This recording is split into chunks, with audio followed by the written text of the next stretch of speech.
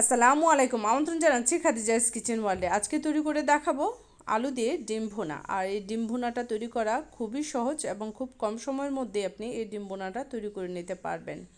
খেতেও হয় দারুণ। তাহলে চলুন রেসিপিটি দেখে নিই। প্রথমেই একটা টিপস দিয়ে দিচ্ছি। আপনি যদি অনেকগুলো ডিম একসাথে সেদ্ধ করেন, সেক্ষেত্রে কিন্তু ছোট একটা পাতিলার মধ্যে ডিমটাকে সেদ্ধ করে নেবেন। এতে করে কিন্তু ডিমটা খুব তাড়াতাড়ি সেদ্ধ হয়ে যাবে। বড় হাঁড়িতে ডিমটা দিলে অনেক সময় দেখা যায় পানিটা গরম হতে সময় লাগে, সেক্ষেত্রে আপনার ছোট হাঁড়িতে ডিমটা সেদ্ধ করে নিতে পারেন। আমি প্যানের মধ্যে পরিমাণ মতো তেল দিয়ে দিচ্ছি আর দিয়ে দিচ্ছি হলুদের গুঁড়া। আর আমি ডিমটাকে ছুলে নিয়েছি আর এই তেল আর হলুদের মধ্যে দিয়ে দিয়েছি ডিমটা ভেজে নিচ্ছি। আর ডিমটা ভেজে নেওয়ার আগে ডিমটার গায়ে একটু চিড়ে নিতে হবে, এতে করে কিন্তু ডিমটা ফুটে গায়ে আসবে না।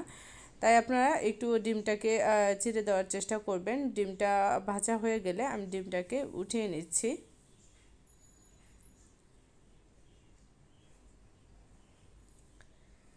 এটা হালকা কালার করে ভেজে নিলেই হয়ে যাবে।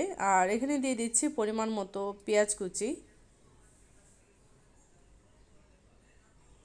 পেঁয়াজটাকে একটু নেড়ে চেড়ে নিচ্ছি। আর এটা যখন হালকা কালার হয়ে আসবে তখনই কিন্তু এখানে আমি অন্যান্য মশলা অ্যাড করে দিচ্ছি।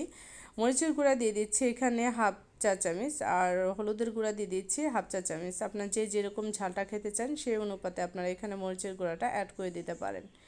তেলের সাথে ভালো করে নেড়ে চেড়ে নিয়েছি। আর আমি এখানে 1 টেবিল চামচ দিয়ে দিয়েছি রসুন বাটা। আর হাফ টেবিল চামচ দিয়ে দিচ্ছি এখানে আদা বাটা। দিয়ে আমি আবারও এই তেলের মধ্যে মশলাটাকে ভালো করে কষিয়ে নিচ্ছি। জিরা গুঁড়া দিয়ে দিয়েছি 1 চা চামচ আর ধনে গুঁড়া 1 চা চামচ। আবারও আমি এটাকে নেড়ে নিচ্ছি। আর এটাকে তেলের মধ্যে ভালো করে নেড়ে নিয়ে তারপর কষিয়ে নিতে হবে। আর এখানে আমি আলু ছোট করে চিকন করে কেটে নিয়েছি। আর এখানে 4টা মাঝারি সাইজের আলু আমি নিয়েছি। আর এই ডিম ভুনাতে আপনি খুব বেশি আলু দিয়ে যদি ডিম ভুনাটা করেন তাহলে কিন্তু খেতে ভালো লাগবে না। পরিমাণ মতো আলু দিয়ে তারপর কিন্তু এই ডিম ভুনাটা করে নেওয়ার চেষ্টা করবেন। আর আমি এইরকম চিকন করে কেটে নিয়েছি। আপনারা চাইলে আরও একটু চিকন করে নিতে পারেন বা আরেকটু মোটা করে নিতে পারেন। তবে এরকম করে চিকন করে রান্না করলে সবচেয়ে বেশি ভালো লাগে। আমি এটাকে ভালো করে নেড়ে নিচ্ছি। এই মশলাটার সাথে ভালো করে নেড়ে নিতে হবে। লবণ দিয়ে দিচ্ছি পরিমাণ মতো। দিয়ে আবারও আমি এটাকে নেড়ে নিয়ে তারপরে ঢাকনা দিয়ে ঢেকে দেব। ঢাকনাটা খুলে নিয়েছি। আর এটাকে আমি আবারও একটু নেড়ে নিচ্ছি।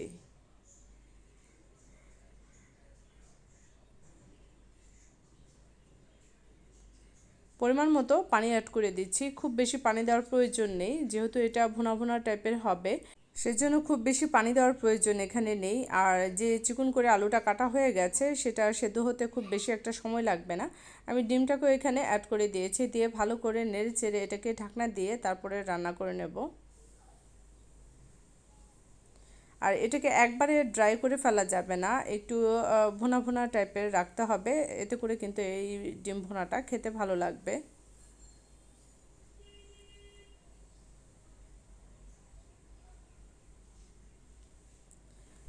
ঢাকনাটা খুলে নিয়েছি। আর কাঁচামরিচ আমি কিছু ফালি করে তারপর দিয়ে দিয়েছি। আর ডিমটা যখন হয়ে যাবে ঠিক ওই মুহূর্তে আপনি যদি কাঁচামরিচটা অ্যাড করে দিয়ে একটু নেড়ে চেড়ে ঢাকনা দিয়ে ঢেকে দেন, এতে করে কিন্তু খেতেও খুব ভালো লাগে এবং ফ্লেভারটাও খুব ভালো পাওয়া যায়। আজকের রেসিপিটা যদি ভালো লেগে থাকে তাহলে সাবস্ক্রাইব করে আমার পাশেই থাকবেন। এরকমই নিত্য নতুন রেসিপি পেতে নোটিফিকেশন বেলটি অন করে রাখবেন। আপনার একটা ভালো কাজ অন্যের জীবন বাঁচাতে পারে, তাই বেঁচে যাওয়া খাবারটি ফেলে না দিয়ে অন্যকে খেতে দিন। নিজে ভালো কাজ করুন, অন্যকে ভালো কাজ করতে উৎসাহিত করুন। আজকের মতো এখানেই বিদায় নিচ্ছি। সবাই সুস্থ থাকবেন, ভালো থাকবেন, আমার জন্য দোয়া করবেন। আল্লাহ হাফেজ।